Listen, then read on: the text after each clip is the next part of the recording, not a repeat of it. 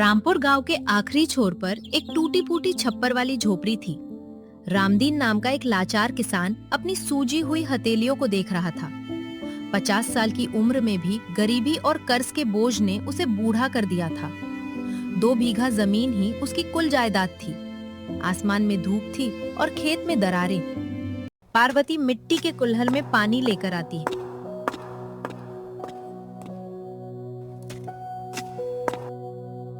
लीजिए, थोड़ा पानी पी लीजिए। सुबह से खाली पेट खेत में कुदाल चला रहे हैं, शरीर जवाब दे देगा। रामदीन पानी का घूंट पीकर आसमान की तरफ देखते हुए, पार्वती, इस बार अगर बारिश नहीं हुई तो लाला को क्या देंगे? बीज के लिए जो कर्जा लिया था उसका ब्याज भी आसमान छू रहा है। पार्वती ठंडी आह भरते हुए, हमारे हाथ में क्या है? ऊपर वाले के आगे गुहार लगाने के अलावा गरीब के पास चारा ही क्या बचता है।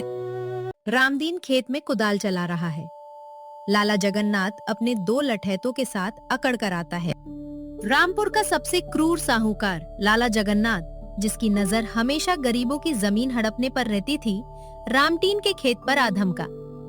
लाला जगन्नाथ कड़क और घमंडी आवाज में, ओ रामदीन, कुदाल चलाना बंद कर और इधर आ। रामदीन कुदाल रखता है, हाथ जोड़कर लाला के सामने सिर झुका लेता है। रामदीन, अगले हफ्ते तेरे कर्ज की मियाद पूरी हो रही है। मूलधन तो छोड़, पिछले 6 महीने का ब्याज भी जमा नहीं हुआ है। क्या इरादा है तेरा? मालिक, दया कीजिए, थोड़ा वक्त और दे दीजिए। आसमान की तरफ देखिए, सूखा पड़ा है। अगर इस बार मॉनसून अच्छा आ गया और फसल पक गई तो मैं आपकी एक एक पाई चुका दूंगा। मॉनसून? तेरी किस्मत और मॉनसून दोनों फूटी हुई हैं रामदीन। मुझे तेरी फालतू बातों पर भरोसा नहीं। अगर इस महीने के अंत तक तूने ब्याज के 10,000 रुपए जमा नहीं किए तो ये 2 बीघा जमीन मेरे नाम लिख देना, वरना गांव से बोरिया बिस्तर समेटना पड़ेगा। लाला चला जाता है। रामदीन घुटनों के बैठकर मिट्टी मुट्ठी में भर लेता है। रामदीन फूट फूट कर रोते हुए, हे भगवान, ये मिट्टी ही तो मेरा अन्नदाता है, मेरी पहचान है, इसे मुझसे मत छीन। लाला मेरी जमीन हड़प लेगा।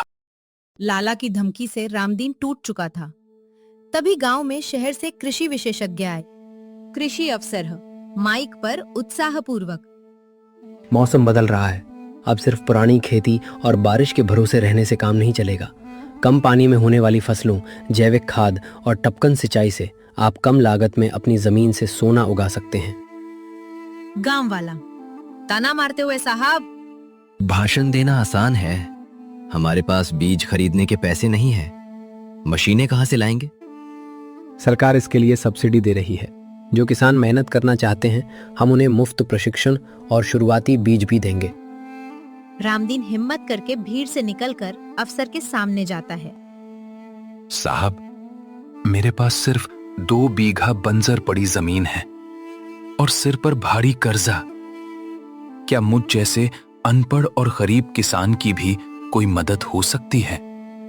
कृषि अफसर रामदीन के कंधे पर हाथ रखते हुए प्यार से, बाबा, मेहनत करने की नीयत होनी चाहिए, कागज पत्तर हम संभाल लेंगे।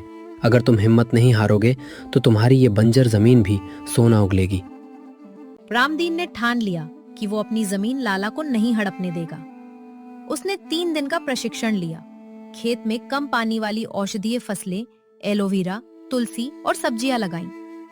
पूरा गांव उसका मजाक उड़ाता था, लेकिन उसका परिवार उसके साथ था।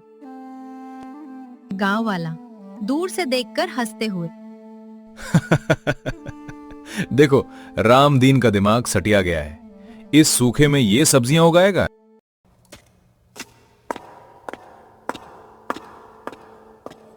बापू, आप चिंता मत करो, मैं और माँ रोज दूर कुएं से पानी भरकर लाएंगे। हम इस खेत को सूखने नहीं देंगे। सही कहता है माधव, मेहनत कभी बेकार नहीं जाती रामदीन। भगवान हमारी जरूर सुनेगा। रामदीन पसीना पोंछते हुए अपने बेटे को गले लगाकर, हाँ बेटा, जब तक हमारे हाथों में दम है, हम अपनी माटी को बंजर नहीं होने देंगे। 2 महीने बीत गए। रामदीन का खेत टमाटर और औषधीय पौधों से लहरा उठा। शहर की मंडियों से रामदीन को अच्छा पैसा मिलने वाला था, लेकिन लाला से यह बर्दाश्त नहीं हुआ।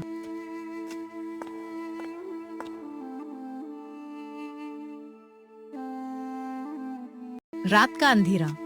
लाला के 2 गुंडे हाथ में मशाल और मिट्टी का तेल लिए खेत में घुसते हैं। जल्दी कर, सूखी घास पर तेल डाल और आग लगा दे। लाला जी ने कहा है इसका खेत जलकर राख हो जाना चाहिए। कुत्तों के भौंकने की आवाज आती है। रामदीन और माधव लाठी लेकर दौड़ते हैं।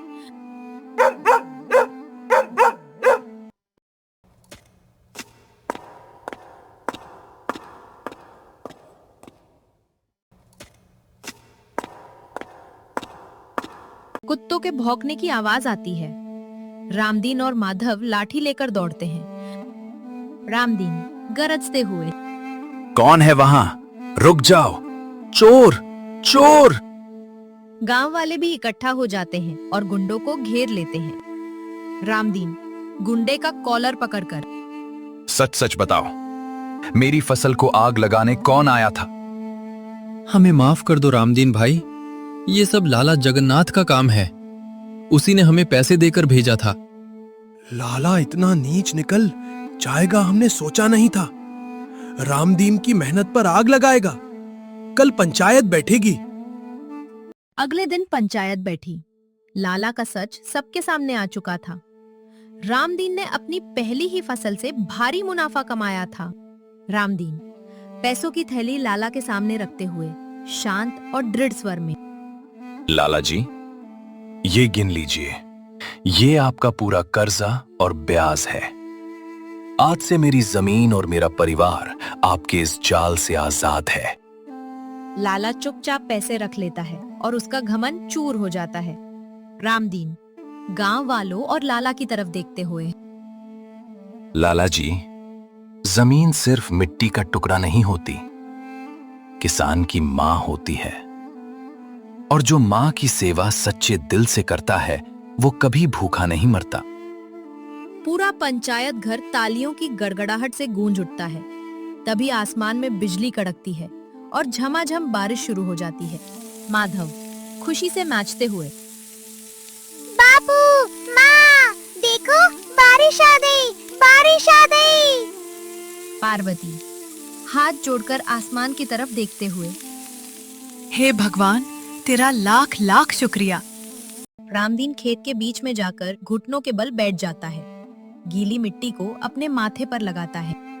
रामदीन गर्व और भावुक आवाज में, अन्नदाता होना कोई लाचारी नहीं, एक गर्व की बात है। जब तक इस शरीर में सांस है, ये माटी कभी बंजर नहीं होगी। परिस्थितियां कितनी भी कठिन क्यों न हो, यदि इंसान धैर्य, सही तकनीक और ईमानदारी से मेहनत करे, तो वह हर मुसीबत पर विजय पा सकता है।